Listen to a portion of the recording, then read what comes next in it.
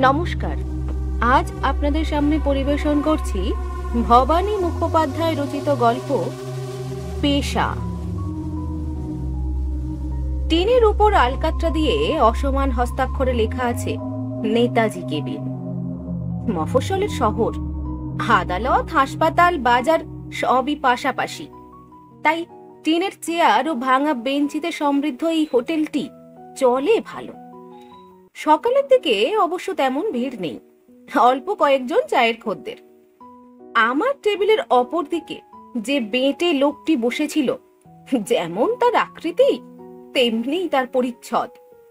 একবার তার দিকে চাইলে দ্বিতীয়বার সেদিকে তাকাতে প্রবৃত্তি হয় না। আপন মনে তাই ধোঁয়া গন্ধওয়ালা চাটুকু শেষ করছিলাম। সহসা সামনের লোকটি বলে উঠল, আমাদের কি বাবা, সরকারি চাকরি, আর 2 বছর কাটলেই বাড়িতে বসে পায়ের উপর পা দিয়ে পেনশন পাবো। এইবার লক্ষ্য করলাম লোকটার কাঁধের উপর একটা চামড়ার বেল্ট চাদরের মতো ফেলা আছে। তার পেতলের চারপাশে সরকারি হাসপাতালের নাম লেখা। ভদ্রতার খাতিরে প্রশ্ন করলাম, তুমি বুঝি হাসপাতালে কাজ করো? চায়ে ভেজা গোফ বাঁ হাত দিয়ে মুছতে মুছতে লোকটি বললে, হাসপাতালের জমাদার। তা জুতো সেলাই থেকে চণ্ডীপাঠ সব কাজই নিজের হাতে করতে হয়। হুজুর বুঝি এ জেলায় নতুন এসেছেন? মাথা নেড়ে বললাম, হ্যাঁ, একটা মামলা তদারকি করতেই এসেছি। এখানে তো শুনেছি একটা মেডিকেল স্কুল আছে। কতগুলি ছাত্র? আছে 2-4টি, তবে এখন গরমের ছুটি। হুজুর বুঝি উকিল? তারপর একটু থেমে বললে, মফস্বলের স্কুল হাসপাতাল কি বা আছে? কতগুলি যন্ত্রপাতি, 2-4টে পাড়াগে ম্যালেরিয়ার রোগী আর লাশ ঘর। লাশ ঘর? মরা রাখা হয় বুঝি? দেখতে হয়? আমি কখনো লাশ ঘর দেখিনি। আপনার কি আর ভালো লাগবে? লোকটি বিনয়ের ভঙ্গিতেই বলে, এখানে তো আর বরফের ঘর নেই, অ্যাসিডে ভিজিয়ে রাখা হয়। বললাম, লাশ এক্সামিন করতে কি দেরি হয়? দেরিও হয়, তাছাড়া ছেলেদের কাটাকুটির জন্য 2-1টি রাখতেও হয়। অদ্ভুত কথা। বললাম, কখন আসবো? আজও আসতে পারেন, কিংবা কাল 9টার সময়, যা হুজুরের খুশি। এইভাবে হাসপাতালের লাশ ঘরে ঢোকবার আমন্ত্রণ পেয়ে গেলাম, একরকম অতি সহজেই বলা চলে। লোকটিকে সন্তুষ্ট রাখার জন্য হাতে 8 আনা পয়সা দিয়ে দিলাম। পরদিন লোকটির নির্দেশ মতো সকাল 9টা নাগাদ হাসপাতালের পাশে ছোট্ট একটি গুমটি ঘরে গিয়ে কড়া নাড়লাম। কোনো সাড়া শব্দ নেই। ভাবলাম হয়তো বাজারে গেছে, কিন্তু এই সময় আমায় আসতে বলেছিল বলে কিছুক্ষণ ধৈর্য ধরে থেকে আবার কড়া নাড়লাম। খানিকক্ষণ পরে খটাং করে দরজা খুলে গেল। একটা পাল্লা অল্প ফাঁক করে কালকের দেখা সেই মুখটা বেরিয়ে এলো। লোকটির চোখে বিস্ময়ের রেখা ফুটে উঠল। আমি বললাম, একটু তাড়াতাড়ি এসেছি বুঝি, 9টা কিন্তু বেজে গেছে। লোকটি মাথা নেড়ে বলল, না না, তা নয় হুজুর, আমি ভেবেছিলাম আপনি রাত্রি 9টায় আসবেন। যাক, যখন এসে গেছেন, আর যখন হয় এলেই হলো। দরজাটি খুলে দিয়ে লোকটি সরে দাঁড়ালো। আমার পেছন থেকে সহসা কে যেন বলে উঠল, এই যে অনন্তচরণ। আমি পিছন ফিরে দেখলাম খাকি পোশাক পরা একজন সম্ভ্রান্ত কর্মচারী। জমাদার সসম্ভ্রমে বলল, নমস্কার হুজুর। আমি বললাম, হাসপাতালের সিভিল সার্জন বুঝি? মাথা নেড়ে অনন্তচরণ বললে, না না, উনি তো বড় দারোগা বাবু, আমাকে ভারী ভালোবাসেন। বহু পালাবার পর অনেক খোঁজ খবর করেছেন, ভারী ভালো লোক। দরজাটি ভালো করে বন্ধ করে দেয় অনন্তচরণ। দরজা বন্ধ করতে মনে হলো ভাদ্র সেই ভ্যাপসা সকাল যেন সহসা শীতল হয়ে গেল। ভেতরটা বেশ অন্ধকার আর ঠান্ডা। অনন্তচরণ বলে, ভেতরে আসুন হুজুর, আপনার কি আর ভালো লাগবে? আমি অন্ধকার গলিপথ ধরে অনন্তচরণের অনুসরণ করে চললাম। টবেতে 2-4টে পাতাবাহারে গাছ বসানো আছে। আলো আর হাওয়ার অভাবে বোধহয় তারা বেশি বাড়তে পারেনি। ভেতর থেকে বাইরের কোলাহল কিছুই কানে আসে না। আর একটু এগিয়ে যাওয়ার পর অনন্তচরণ আর একটা দরজা খুলল। দরজা খোলার আওয়াজটা ভেতর থেকে ফাঁকা আওয়াজের সুরে প্রতিধ্বনিত হলো। মনে হলো লোকজন কেউই এখানে থাকে না। বললাম, তুমি এখানে একা থাকো নাকি? মনে মনে ভাবলাম, কি বিশ্রী জায়গা। অনন্তচরণ বলে, বহু চলে যাওয়ার পর একরকম একাই হুজুর, আর কোথায় যাব? এখানে তবু আলো আছে, পাখা আছে, সরকারি খরচে এত আরাম তো আর কোথাও মিলবে না। এই বলে এত জোরে দরজাটি বন্ধ করলো, মনে হলো যেন সেই প্রাচীন ঘরটি কেঁপে উঠল। বলে চলে, তবে অনেক হাঙ্গামা হুজুর, ঝাড়ুদারেরা পর্যন্ত ভিতরে আসতে চায় না, সবই আমায় করতে হয়। ওরা বলে ভেতরে আসতে ভয় হয়। তারপর ধরুন লাশগুলো রয়েছে, সে আরেক বিপদ। 3 রকমের লাশ, পুলিশের চালানি মুর্দ, হাসপাতালের বেওয়ারিশ মরা, আর ছুরি চালানোর জন্য লাশ। সবই মনে করুন আপনাদের কৃপায় আমারই ঘাড়ে। এই কথা বলে অনন্তচরণ গম্ভীরভাবে গোঁফে হাত বুলিয়ে নেয়। বলে, ছাত্র বেশি হলে তখন তো আর 2-1টা লাশে সানায় না হুজুর, তখন এই শর্মার উপর হুকুম হয় লাশ জোগাড় করবার। ওর উপরেই একটা বড় ঘর, কাঁচের শোকেসে বড় বড় জারে নানাবিধ অদ্ভুত আকৃতির মাথা বা দেহের অন্যান্য অংশ ডোবানো আছে। সে এক বিভৎস দৃশ্য। সেদিকে হাত দেখিয়ে অনন্তচরণ বলে, কেউ কেউ এসব দেখতে ভালোবাসে, আবার অনেকে ভয় পায়। আমার কাছে ওসব ইট কাঠের সমান। হুজুর যদি দেখতে চান তো ভালো করেই দেখুন। দেখছিলাম একটা অত্যন্ত বিশ্রী রকমের শিশুর জড়ীভূত দেহ হারকে ভাসছে। এমন সময় অনন্তচরণ বলে, লাশ কি পাওয়া সোজা কথা? মনে করুন হাসপাতালে কেউ মরছে না, পুলিশের মুর্দনে, অথচ ছেলেদের জন্য লাশ চাই। কোথায় পাই বলুন দেখি? সেই জন্যই তো আমার এত খাতির হুজুর। আমার মতো মুর্দ জোগাড় করতে কেউ পারবে না। আমি সবিস্ময়ে তার মুখের দিকে তাকালাম। বললাম, তাই নাকি? কোথায় পাও? অনেকেই আমাকে জানে আর ভালোবাসে কিনা, পথে ঘাটে যদি পড়ে থাকে তো খবর ঠিক এসে যায় হুজুর। তখন রাত্রিরে ঠেলা গাড়ি করে নিয়ে আসতে হয় আর কি। এসব জানাজানি হয়ে গেলে লোকে ভয় পায় কিনা? তা তো বটেই, যত সব চাষা ভুষোর কাণ্ড তো কেউ বোঝে না। লাশ যদি কাটা না হয় তবে কোথা থেকে ডাক্তারি শিখবে? আর মরা না কেটে কি জ্যান্ত রুগী লোকে কাটবে? এইখানেই তাদের শেষ করে দেবে। আমার অত্যন্ত বিশ্রী লাগছিল, শুধু বললাম, হ্যাঁ।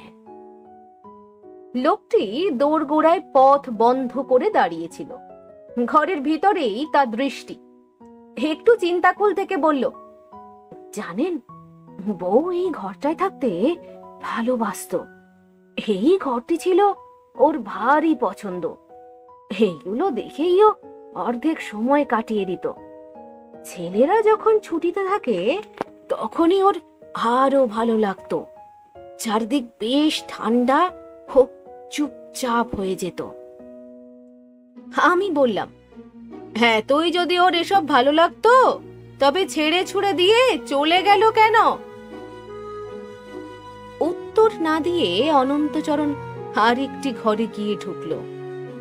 আমি এগিয়ে যেতে মৃদু গলায় বলল, ছোটটার জন্য মন কেমন করতো কিনা? সেটি আবার কে? আমাদের ছোট খুকি, 10 বছরেরটি হয়েছিল, এই সেদিন মারা গেল। মাঝে মাঝে মনে হয় ওর হাসি যেন শুনতে পাচ্ছি। আমি বললাম, হয়তো তোমার মেয়েটি মারা যেতে তার মনে কষ্ট হয়েছিল, তাই আর এখানে একলা থাকতে পারলো না। সত্যি কথা বলতে কি, আমি তো নিজে এখানে 1000 টাকা দিলেও থাকতে পারি না। এখানে যেন দম বন্ধ হয়ে আসে। গোঁফটায় হাত বুলোতে বুলোতে অনন্তচরণ বলে, কে জানে, হবেও বা। তবে ছেলেরা যখন এখানে থাকে তখন এর অন্য রকম চেহারা। ডাক্তারেরা থাকেন, হই হট্টগোল, কত লোকজন এসে যায়, সে ভারী মজার। তখন এলে আর আপনার এরকম মনে হতো না। বারান্দায় বেরিয়ে কোমর থেকে আরেক গোছ চাবি বের করে আর একটি দরজা খোলে অনন্তচরণ। চারদিকে চেয়ার টেবিল ছড়িয়ে আছে। ঘরটি দারুণ অন্ধকার, দেয়ালে দুটো কঙ্কাল ঝুলছে। ঘরটিতে বেজায় দুর্গন্ধ। লাশ কাটা টেবিলের উপর একটা কাটা পা পড়ে আছে। সহসা আমার পায়ের উপর দিয়ে কি যেন চলে গেল। আমি লাফিয়ে উঠলাম, বললাম, কি কাণ্ড, ওটা কি গেল? কি বললেন হুজুর? ওহ, কি আশ্চর্য, আজ কদিন ধরে ওটাকে দেখতে পাচ্ছিলাম না, ভাবলাম গেল কোথায়। ব্যাটা এখানেই আটকে পড়েছিল। বিড়ালটা অদ্ভুত ধরনের, অত্যন্ত কৃশ। পেটটা একেবারে ঢুকে গেছে, সাদা রং, তাতে কালো ডোরা কাটা। এমন ভাবে বেরোলো মনে হলো অন্ধকারে থাকতেই যেন অভ্যস্ত হয়ে গেছে। বেশ লম্বা সোজা চেহারা, মনে হলো পাহাড় টিপে টিপে গুড়ি মেরে চলতেও অভ্যস্ত। এ বাড়িতে ঢোকার সময় আমিও এইভাবেই এসেছিলাম। বেড়ালটার কান দুটো খাড়া, দেখলে মনে হবে যেন ভয় পেয়েছে, বা ও কিছু শোনার জন্য উৎকর্ণ হয়ে আছে। বেড়ালের যদি বুদ্ধিভ্রংশ হওয়া সম্ভব হয় তাহলে বলবো যে বেড়ালটার তাই হয়েছে। ওই বৈচিত্র্যহীন চোখে যেন পাগলামির ছাপ রয়েছে। একটা কল্পিত বল নিয়ে যেন ও খেলছে, থাবাটা শূন্যে ছড়ছে, ডান দিকের থাবা দিয়ে বাঁ দিকের দিকে ঘা দিচ্ছে, শূন্যে কাঠ বিড়ালের মতো লাফাবার চেষ্টা করছে। মনে হবে যেন শূন্যে চুপ করে ঝুলে আছে। তারপর সহসা সেই ঘরটিকে পাক দিয়ে ঘুরে বেড়াতে লাগলো। দেখে মনে হবে যেন খুব উত্তেজিত হয়েছে। অনন্তচরণ বলল, আমাকে দেখে ও খুব উত্তেজিত হওয়ার ভাব দেখাচ্ছে, অথচ খুবই খুশি হয়েছে, তাই ওরকম করছে। আমার কিন্তু মনে হলো বেড়ালটি আমাদের উপস্থিতি সম্পর্কে সম্পূর্ণ উদাসীন। কি জানি কেন বিড়ালটিকে দেখে আমার সেই নিঃসঙ্গ শিশুটির কথা মনে পড়ে গেল। এই মৃতদেহ আর বিভৎস দ্রব্যগুলির মধ্যে তো তার দিন কাটত। সহসা ফতুয়ার পকেট থেকে খুব মলিন ভাঁজ করা এক কাগজ বের করে আমার হাতে দিয়ে অনন্তচরণ বললে, এই দেখুন, তার চিঠি। আঁকা বাঁকা হস্তাক্ষরে লেখা সেই চিঠিটি দেখলাম। আমার এখানে থাকতে ভয় করে, খুকি এভাবে মারা যাওয়ার পর আর থাকতে পারি না। আমি দুঃখীরামের সঙ্গে চলে যাচ্ছি। ও নেশাখোর, হয়তো আমাকে ধরে মারবে, কিন্তু তবু আমি এখানে থাকবো না। এখানে ভূত আছে। আমি মুখ তুলে দেখি অনন্তচরণ লক্ষ্য করছে আমার দেহ। সহসা এইভাবে ধরা পড়ে গিয়ে একটু অপ্রস্তুতের ভঙ্গিতে সে গোফে হাত বুলোতে লাগলো। নীরবতা ভাঙার জন্যই বললাম, তোমার মেয়েটি কিসে মারা যায়? একজন ছাত্র দেখতে পায়, বারান্দায় ঘাড় গুজে পড়ে আছে, ঘাড় একদম ভেঙে গেছিল, আর পাশে মাটিতে পড়ে টুকরো টুকরো হয়ে গেছিল একটা ছোট্ট ফুলের টব। একটু থেমে অনন্তচরণ বলে, ওই যে নূতন ওষুধ বেরিয়েছে, তাতে 2-4 মাস মাল ঠিক থাকে। সে আরো বলে, ডাক্তারবাবু শিখিয়ে দিয়েছেন, লাশ পেলেই ওষুধটা দিয়ে দিই, সব ঠিক থাকে। আমার মাথাটা কেমন গুলিয়ে গিয়েছিল। বললাম, ঘাড়টা তাহলে কি করে ভাঙলো? কি জানি হুজুর, ডাক্তারেরা বলে হয়তো যখন ঘুমোচ্ছিল তখন টপটি পড়েছিল। ঘাড়ে সামান্য আঁচড় ছাড়া তো আর কিছু দেখা গেল না। আমি অনন্তচরণকে চিঠিটা ফেরত দিলাম। পুনরায় টেবিলের দিকে তাকিয়ে বলে, এই যে নতুন দাওয়াই হুজুর, এক অদ্ভুত জিনিস। ওষুধের কথা আমার জানা ছিল না, তবু কেন জানি না এই কথায় আমি অভিভূত হয়ে পড়লাম। আমি বললাম, তোমার শ্বশুর বাড়ি কোথায়? শ্বশুর বাড়ি শুনেছি বাংলাদেশে, তা ওদের আর বড় কেউ নেই। 12 বছর আগে 20 ঘন্টা পণ দিয়ে ওকে এনেছিলাম। আমরা ঘর থেকে বেরিয়ে এলাম। অনন্তচরণ দরজাটা বন্ধ করে দিল। তারপর গা ঘষতে ঘষতে বেড়ালটাও বেরিয়ে এলো। অনন্তচরণ বলে, হুজুর, এইবার লাশ ঘরটাই দেখতে বাকি, আর তো কিছুই নেই এখানে। আপনার ভয় করবে না তো? আমার দিকে কৌতূহলী দৃষ্টি নিয়ে তাকিয়ে থাকে ও। বললাম, খুব খারাপ নাকি? যার যেমন লাগে হুজুর। অনেক নতুন ছাত্র ওর ভেতর গিয়ে ভয় পেয়ে ছেড়ে দিয়েছে হুজুর। আমার অবশ্য অভ্যেস হয়ে গেছে। আপনি তো বলেছেন আপনার তেমন ভয় ডর নেই। আমার মুখের দিকে আবার করুণার দৃষ্টিতে তাকায়।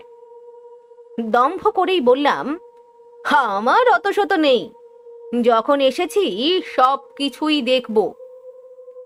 অনন্তচরণ একগাল হেসে বলে, এই তো কথার মতো কথা হুজুর। ওই যে কথায় বলে, মর্দ কা বাত আর হাতি কা দাঁত। এই সিঁড়ি দিয়ে নামতে হবে হুজুর। সিঁড়িগুলো বড় সোজা, আর একধারে ধরবার রেলিং দেওয়া আছে। অনন্তচরণ আমার কাছে এসে দাঁড়িয়েছে। আমাদের সামনে দিয়ে বিড়ালটা তরতর করে নেমে গেল, যেন কুয়াশার ভিতর ঢিল ছোড়া হলো। ভেতরটা ভীষণ অন্ধকার, ঘুলি ঘুলির ফাঁক দিয়ে একটু আলো আসছে। আমি বললাম, এখানে আলো কই? অনন্তচরণ জিভ কেটে বলে, ওই দেখুন, এমন ভুলো মন খেয়ালই ছিল না হুজুর। এই বলে সুইচ টিপে দেয়। অনন্তচরণ বলে, দুঃখীরামকে দেখার পর বউ কিছুতেই আর নিচে নামতে চাইতো না। কোনোদিনই অবশ্য ওর এই ঘর ভালো লাগতো না, কিন্তু ইদানিংও একদমই আসতো না। আমার মেয়েটা এই নিয়ে ওকে ঠাট্টা করত। ভারী আমুদে মেয়ে ছিল হুজুর। লোহার সেই ঘোরানো সিঁড়িটা লোহাচুর আর ধুলো জমে লাল হয়ে গেছে। আমার পিছন থেকে অনন্তচরণ সাবধান করে দেয়, হুঁশিয়ার হুজুর, একটু অসাবধান হলেই পা পিছলে পড়ে যাবেন। পড়ে যাবেন কথাটার উপর একটা অস্বাভাবিক জোর দেয়। আমি আবার সচকিত হয়ে উঠলাম। নিচে ধূসর প্রেতের মতো সেই বেড়ালটা যেন আমাদের জন্য অপেক্ষা করছে। এতক্ষণে ওর স্ফূর্তি এসেছে বলে মনে হয়। কোনো হেতু না থাকলেও কেন জানি না সহসা পূর্বজন্মের কথা মনে হয় আমার। অনন্তচরণ বলে, হে কি কম হাঙ্গামা হুজুর, হেই আমার এক মহা ভাবনা। কোথা থেকে যে মুদ্র জোগাড় করি, এক সময় ভারী টান পড়ে যায়। অথচ স্কুলের কাজ তো চলা চাই। ডাক্তারবাবু বলেন, হে হলো সমাজের মঙ্গলের কাজ, হে কাজ তো থামিয়ে রাখা চলে না। অথচ কোথা থেকে আসে বলুন? যেন এই গুরুতর সমস্যায় অভিভূত হয়ে পড়ে সেই প্রায়ান্ধকার ঘরে চুপ করে দাঁড়িয়ে থাকে অনন্তচরণ।